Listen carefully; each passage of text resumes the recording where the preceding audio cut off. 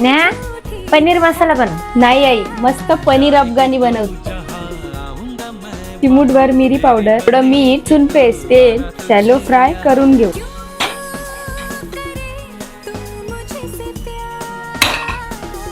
खडा मसाला, कांदा, मिरची, काजू, काश्मीरी आणि लाल मिर्च, लसूण, अर्धा ग्लास पाणी.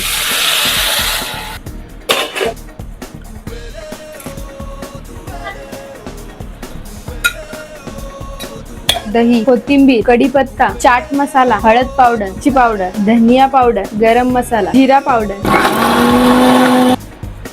हिंग, साखर, मीठ.